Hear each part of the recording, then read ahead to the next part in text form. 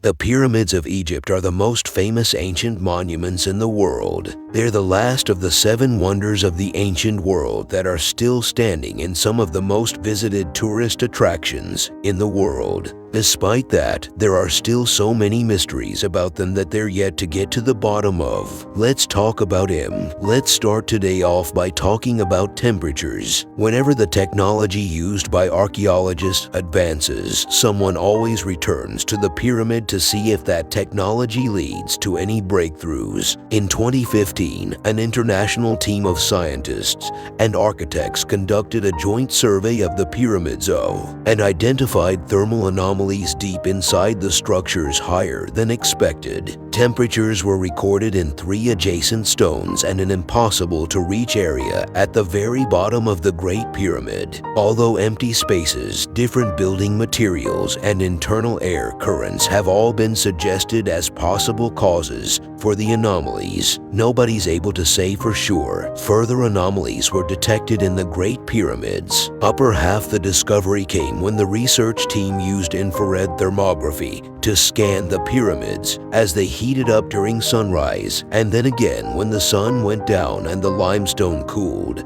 It's a virtual certainty that there are rooms and chambers inside the pyramids that we haven't yet been able to reach. But why would those chambers be warmer than the structure around? Unfortunately, it might be several years before we find out. Here's a question that occurs to many people who have studied the great Egyptian artworks and monuments of the ancient past. How did they cut through massive, heavy, thick stones and rocks with seemingly the same level of ease as we can cut through butter today? The largest construction companies in the world would struggle to replicate Egypt's great monuments, yet we're asked to believe that the ancient Egyptians created them with nothing more than basic hand tools. We're not so sure about that. We think they may have had powerful saws. The most obvious sign of that comes in the form of the granite sarcophagus inside the king's chamber of the Great Pyramid of Giza. The marks on the bottom of the box could only have been made by a saw, and it would have had to have been a very large saw too. We can't say for sure what kind of teeth the saw might have had,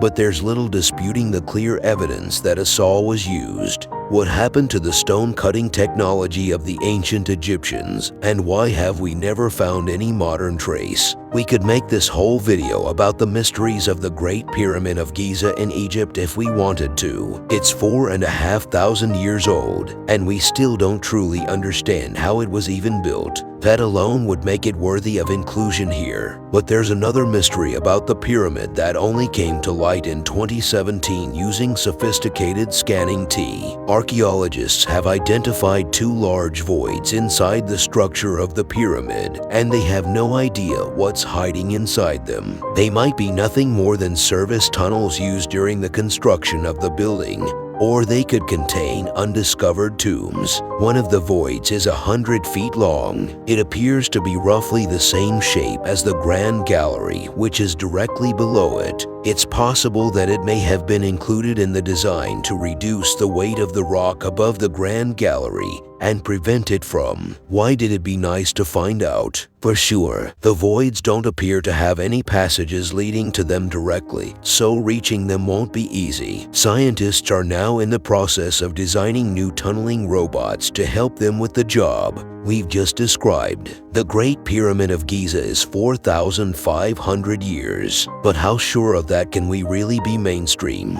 Historians say that the Giza pyramids were built in 85 years, between 2589 and 2504 BCE, but that might not be correct. The estimate comes from radiocarbon dating tests carried out on material from in and around the pyramids in 1984. We didn't know as much about radiocarbon dating back then as we do now. Further set of tests carried out in 1994 and 1995 indicated that the 1984 estimates might be off more than 2 centuries, making the pyramids 200 years younger. This is significant because it means that the pyramid of Swassar II wasn't built until around a century after his death. There's another problem here, and that's the fact that radiocarbon dates are often obtained from wood, and the Egyptians had a habit of reusing wood repeatedly. The wood sampled from in and around the pyramids may already have been old by the time it was. History books will still tell you that 4,500 years is about the right age for the pyramids, but it could just as easily be closer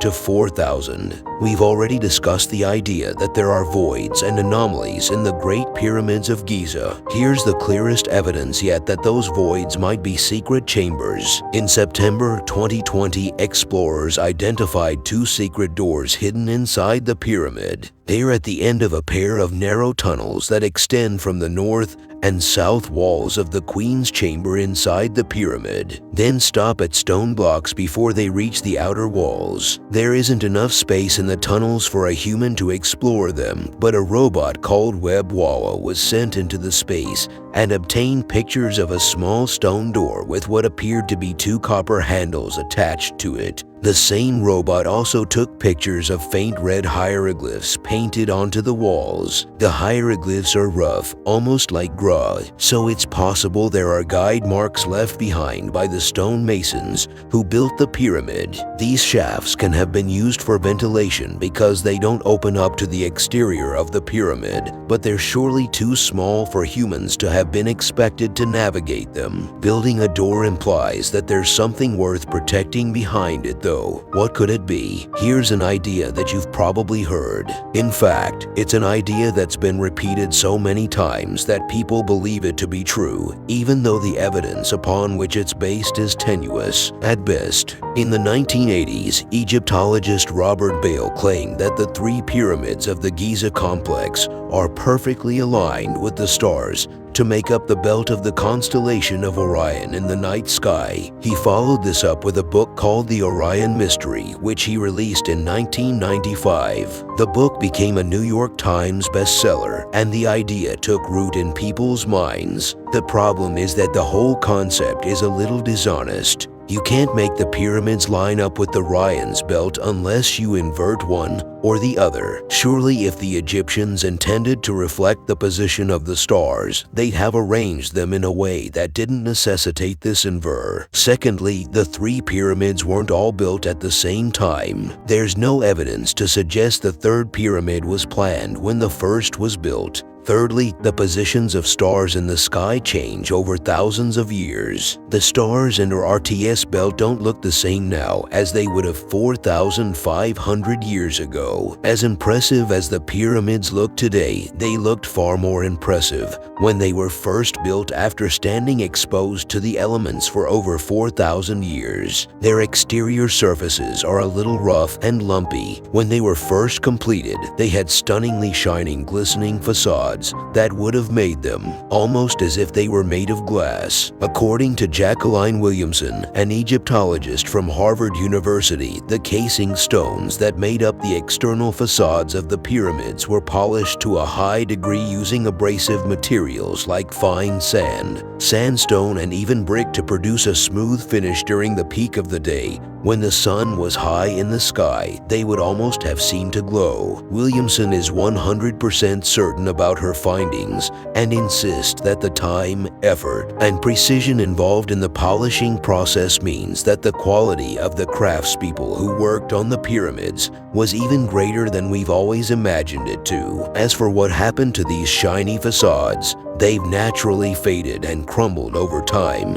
But some of the casing stones were removed long ago to be used in other building projects, thus accelerating the decline. We know from Egyptian historical records that the Ben Ben stone was supposed to have supernatural. It was once found in the Temple of Ra at Cheops, and was the first place that the ray of the sun struck every morning. The original stone is long lost, but it influenced the design of several sculptures and statues that still exist in Egypt today, including the capstones of the famous pyramids. The stone is thought to have symbolized the phoenix, an important creature in Egyptian mythology, because of its ability to survive death and return to the living. Some historians believe that Ben represents the seed of the phoenix on the account of the fact that it's loosely translated as fertilization in the language used at the time the Temple of Ra was built thousands of years ago. One legend says that the Ben was the mound that rose from the waters of Nu when the great god Autumn created the world. If you've ever heard references to the Stone of Destiny in folklore, they were references to this mystical stone. You are not allowed to climb the pyramids today, but in the late 19th century, there were no such rules. British inventor and explorer Sir William Siemens decided to climb to the summit of the Great Pyramid. When he got there, he was concerned about a prickling sensation emanating from the tips of his fingers and spreading through his hands. A few moments later, he took a sip of celebratory wine from a metal cup and received an electric shock. The instant his lips touched the. Ever since then, there have been rumors that the pyramid somehow generates energy. If it does, we might know how there are water channels beneath the Giza Plateau through which water flows in high volumes. The flow generates physioelectricity, which might then be channeled up through the pyramid to the tip. Many fringe theorists have suggested that the pyramids were actually power plants, but as far as we know, the Egyptians knew nothing about electricity. It's hard to imagine that they could have planned a channel physioelectricity through their mighty monument, even if they understood that there was a power source there. But it's odd that the system seems to work so well. Speaking of strange theories about the pyramids, if you remember the US presidential elections of 2016, you might recall that Ben Carson stood as a candidate for the Republicans. Carson espoused a bizarre theory that the pyramids were nothing more than enormous grain stores. Not only that, he believed the pyramids were built by Joseph as in the biblical figure. Carson is a Christian religious fundamentalist with some pretty weird ideas about a lot of things, but he's way off the mark with this one. His interpretation comes from a passage in Genesis that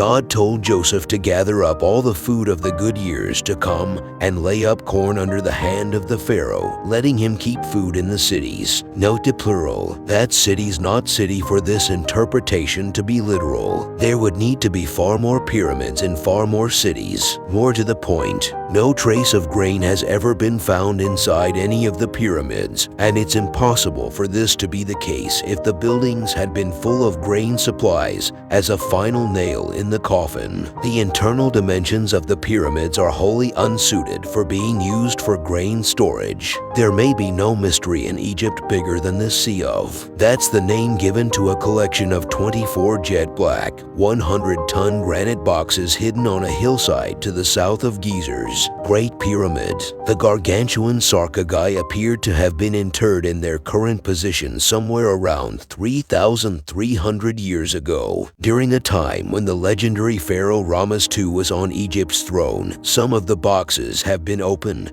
and found to contain the remains of Apis bowls. Bowls were sacred to the ancient Egyptians, but they wouldn't usually be buried with such honors. One of the most controversial theories about their design and purpose is that they were used for fermentation, which would have generated sufficient stress within the sarcophagi to create luminous glow inside the dark tunnels. In other words, they might have been a primitive but astonishing form of lighting. The majority of Egyptologists reject this idea out of hand, but they don't have any better explanations of their own. If the ancient Egyptians were capable of creating a lighting system from the gases of decaying bowls, they were even more astonishing than we already thought they were. It's a commonly held theory that there was once a fourth pyramid on the Giza Plateau. No archaeological evidence of this supposed fourth pyramid could be found for a very long, but perhaps this mysterious staircase is the first sign of it.